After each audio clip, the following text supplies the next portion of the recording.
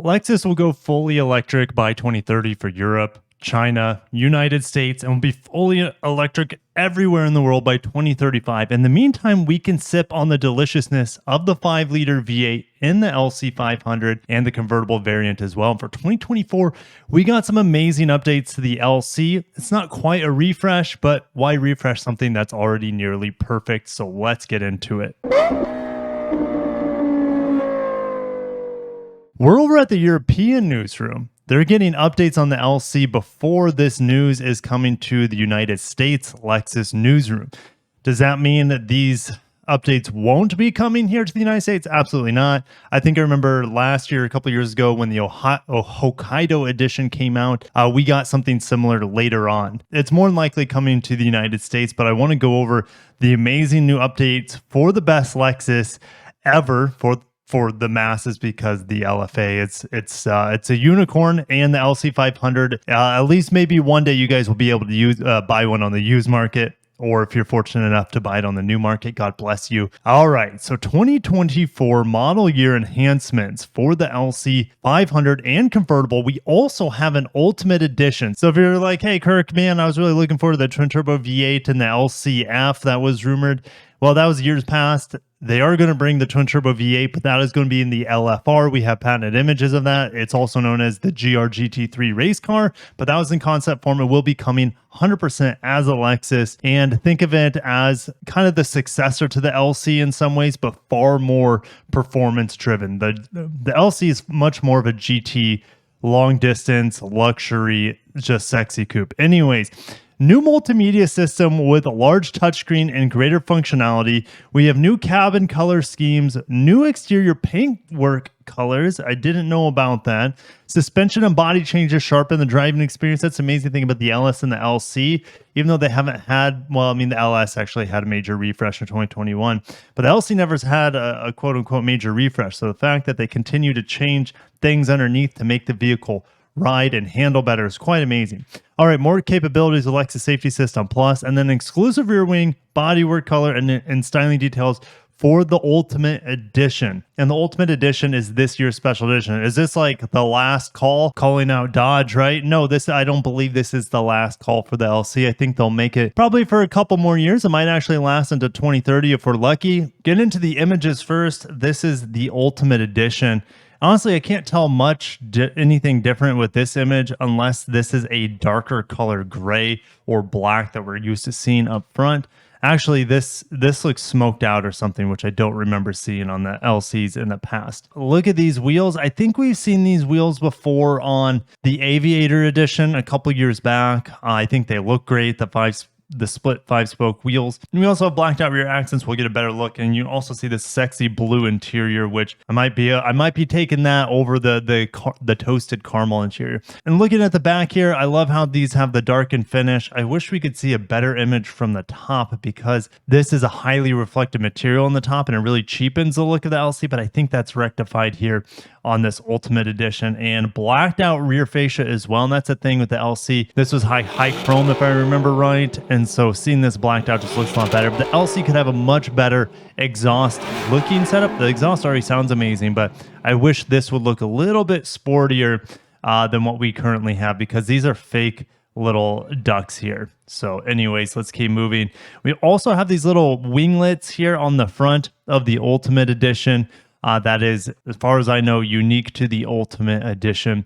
And check out this blue interior. It is maybe a little too much blue, but you know what? I'm really digging it. I think it looks stunning. We get a better look of the touchscreen here as well. These seats look amazing. I know I've sat in them before, but not this blue color. Okay, so let's get a better look of the inside here with this new touchscreen. And where's the touchpad? The touchpad is gone.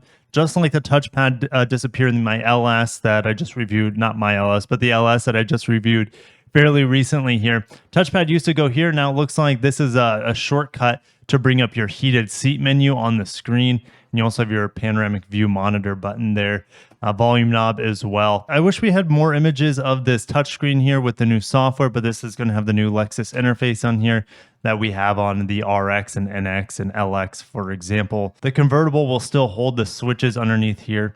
And this is gross. This is the hybrid LC. What a waste of money, in my opinion. The 5-liter V8 is a thing of perfection. So yuck. I don't want to see that EV button in my LC. At least in Europe, the LC Ultimate Edition goes into production September 2023. All other LC models are going to be available in May. So this spring, we'll be getting the updated lack of touchpad, updated touchscreen, as well as the new Lexus software, as well as some other options for interior, exterior. But if you want the Ultimate Edition with the white and blue combo with the really neat 5-spoke wheels, you'll have to be waiting till fall. Previous model years of the LC had the 10-inch screen. This touchscreen looks like it's taken right out of the LS, for example, the 12-inch touchscreen.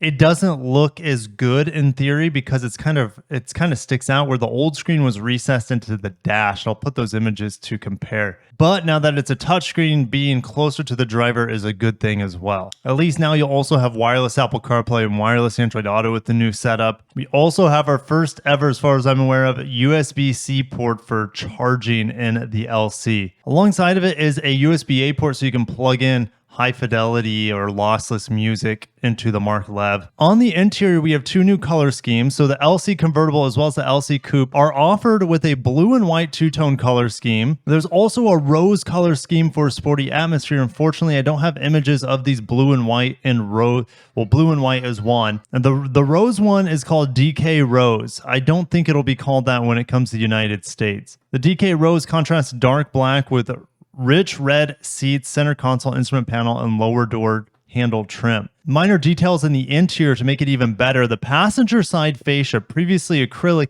now matches the instrument panel upholstery. There are new choices in seat materials, and the scuff plates and sport package models are now made of lightweight carbon. On the exterior, we have two new paint colors. So it's called Heat Blue, which I don't think is going to be called that here in the United States. Okay, so Heat Blue over there is the same thing, what we call Ultrasonic Mica 2.0.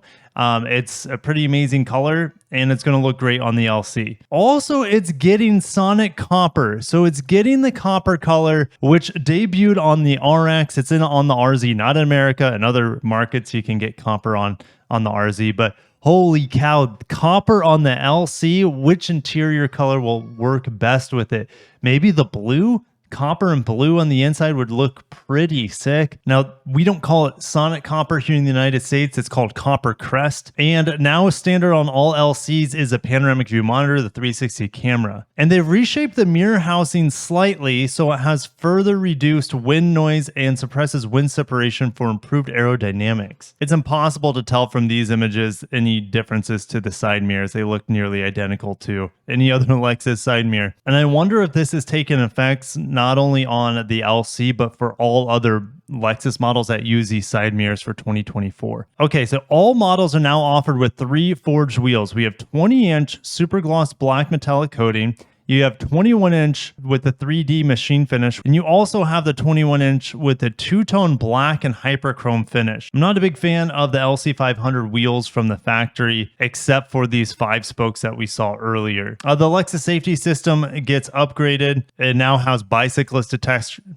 It can now detect bicyclists, and also has intersection turning assist that can make safer left and right hand turns across traffic at intersections. It has better emergency steering assist. It also now has curve speed reduction to automatically adjust the vehicle's speed according to the bend radius. I absolutely hate that in Toyota and Lexus vehicles. That would be one of the first things to disable in your new LC. They've actually made changes to the coil springs, shock absorber tuning, rear suspension member, stabilizer spring rates, underbody braces, steering column, and steering gearbox fastening, as well as axle hub bearing and wheel fastening. So they've done a ton underneath the vehicle. And the front engine mounts have also been revised and the time gap reduced between vehicle body and powertrain movement. The result of these incremental improvements is sharper steering response and enhanced ground contact feel. That is great. The brake-by-wire system is retuned for braking with a more natural and seamless feel, and the 10-speed auto's shift control has been fine-tuned to better anticipate the driver's intentions in D mode. Holy cow, they made it easier to drift than ever for track driving or drifting. The V8-powered coupe and convertible now offer Expert mode, which turns off all the traction control, allowing drivers to slide the vehicle. If you're someone out there that has no soul, or you just don't have the 5-liter V8 available in your area, Hybrid's lithium-ion battery for the multi-stage hybrid system now has higher capacity cells, which delivers more power quickly and enhancing responsiveness and acceleration feel. You're not going to have the same feel as the 5-liter V8. Let's get into the Ultimate Edition, and you can get it in the coupe or the convertible. Let me know, guys, down below. Would you be getting an LC coupe or a convertible? For me, living in Florida, it would be convertible all day long. I can hear the V8 better through the exhaust behind me. Open the top, and you also have the cool little neck warmers in there. LC convertible all day long for me, but I'll see you guys down below if you prefer the coupe. The coupe does handle slightly better, of course. It's more rigid. Has a special white, which is a Hakujin white. Could be butchering that, but I think it's Hakujin white paintwork. Has an elegant matte finish and line texture inspired by traditional fine Japanese porcelain. Has been inspired by Lexus sport lineup symbolized by the Lexus LFA. And this unique effect, sealed in by a satin lacquer top coat, contrasts with black bodywork ornamentation. Black appears at the front of the car on the radiator grille and molding, headlamp surrounds and washer cover, bumper garnish, and outer mirrors. Black appears at the rear on the lamp cover, bracket, lower bumper garnish, and exhaust baffle. In a world first, the front bumper integrates incrementally formed canards, an aerodynamic device seen in aviation and auto racing.